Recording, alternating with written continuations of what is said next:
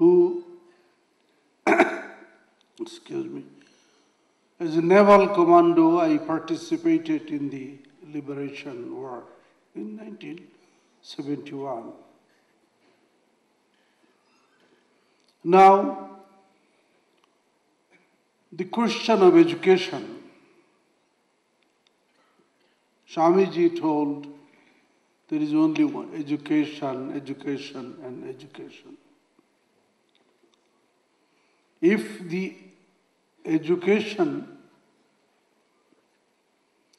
is something like robotic education, the robot is also taught something.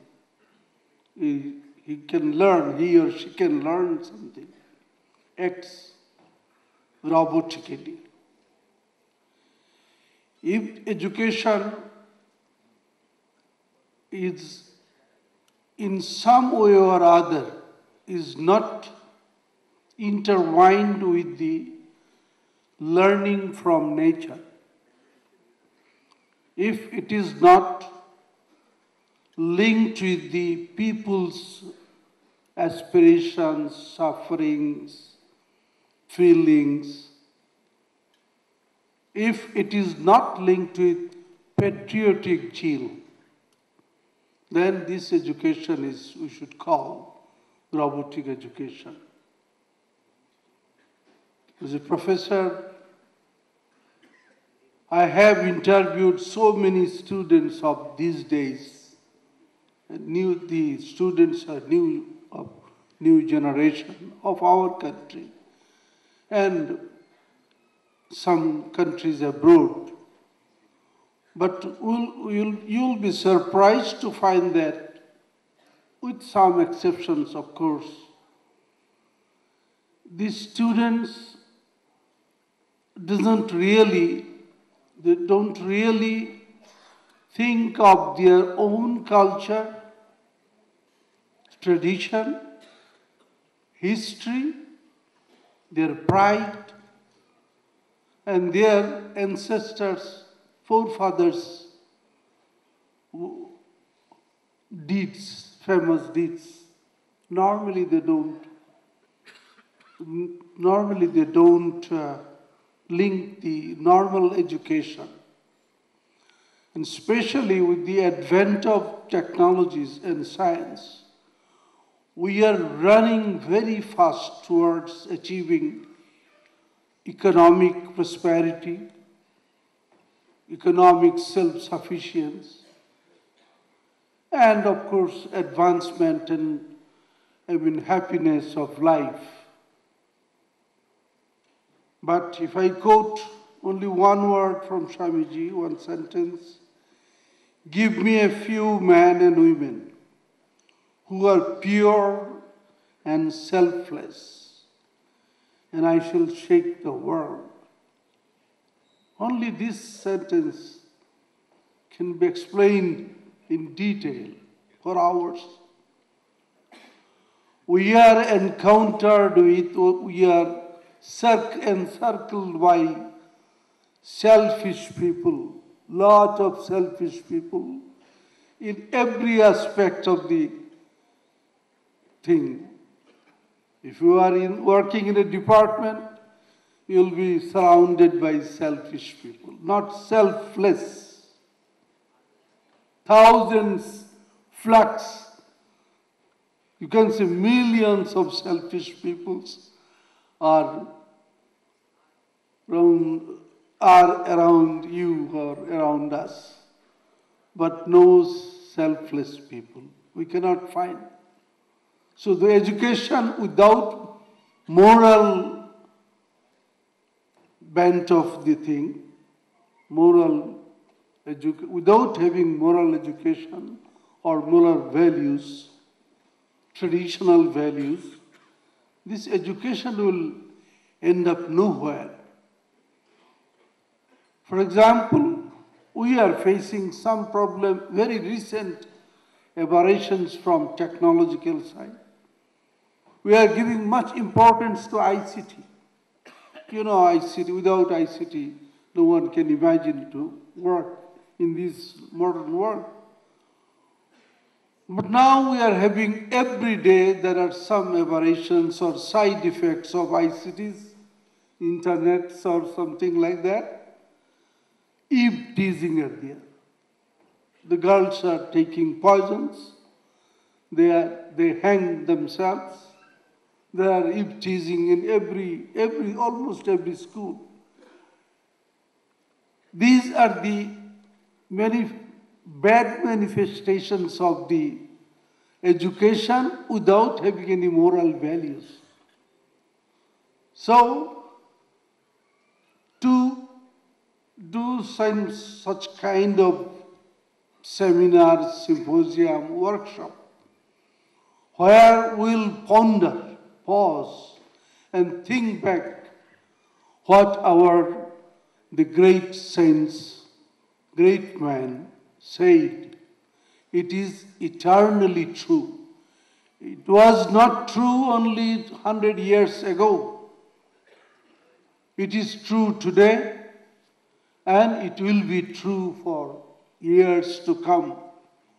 Without these values, inherent values, we'll look for happiness, economic or any happiness, materialistic happiness, and we will end up with not getting the shard which contains happiness. So, at this fag end of this thing, after the delivery of the speech by the Honorable Chief Guest, we should not speak for a long time.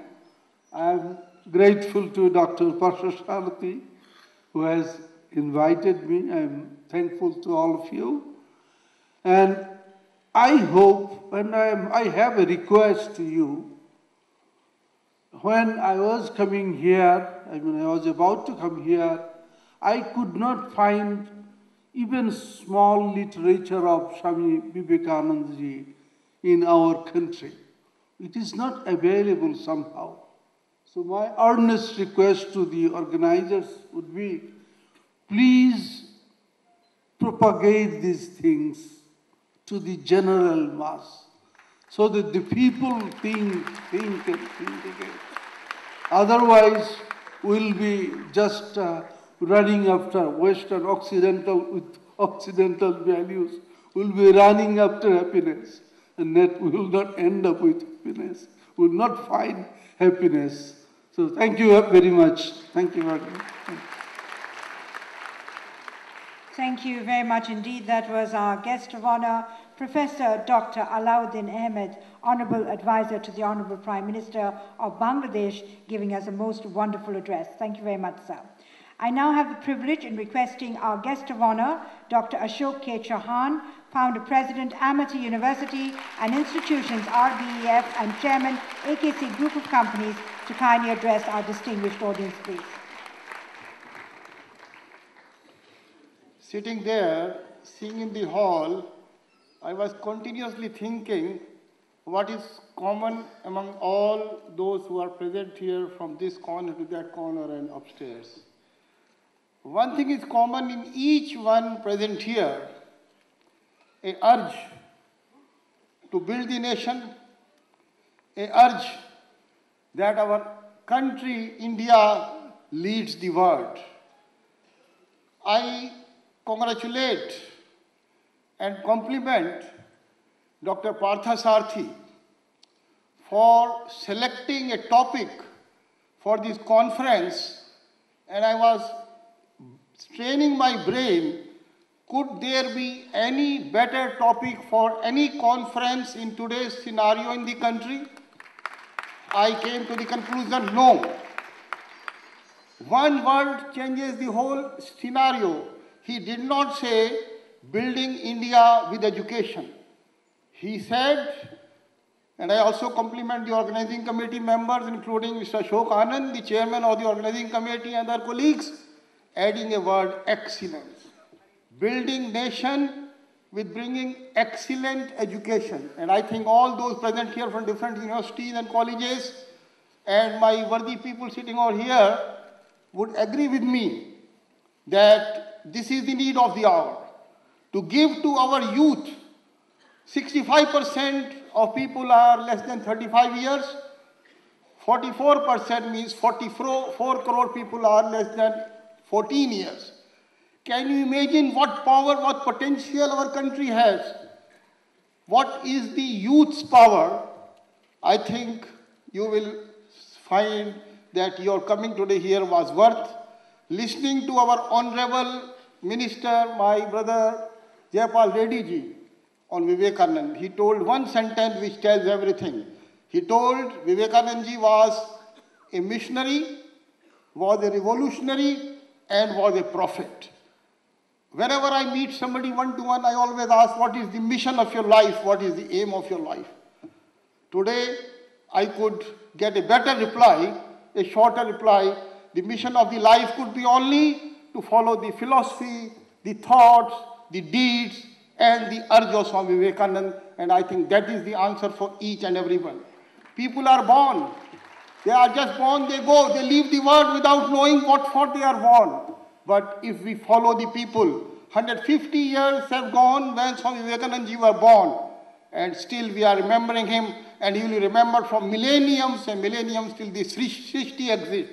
I would say that when we leave this hall, the mission of each one of us should be to work for the humanity, work for the nation, work for the goodness. And I would really compliment Dr. Partha Sarthi. I know him for more than 1.5 decades.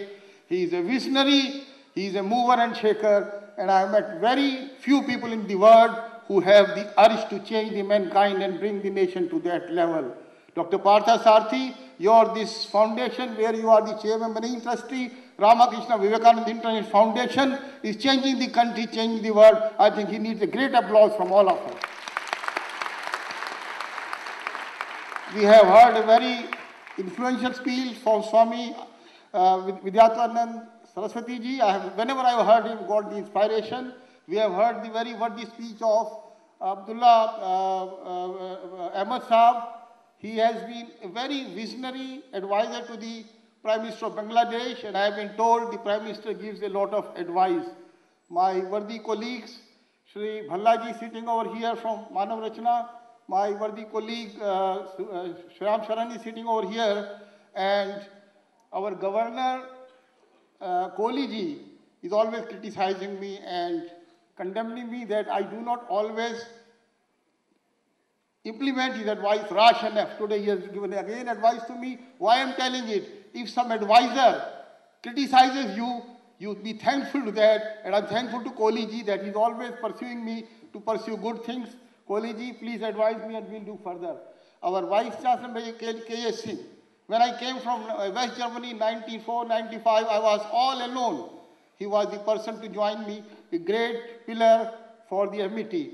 All worthy faculty members, professors, students sitting over here, I think you all will be instrumental, will be remembered in the history that you are instrumental, you contributed in changing the country, and the country will change the world. We are living at a time which is a very fortunate time. India and the world is having such fast development, such changes. I don't think that other generations will leave it, will experience it. So I feel proud that we are a witness of a time which is changing the world. So I think I have our Verma ji, I must tell you, I am proud on you. Last week there was a big delegation from at Embassy of Italy, a very high-powered delegation, and first time I heard Sri Aditya Verma speaking there, and I was so impressed that he could impress upon the delegation about the potential of India, and many people say that we didn't know that India has a potential and we'll do cooperation and joint venture there. Mrs. Amita Chauhan has just left because she had some other appointment, and she has changed the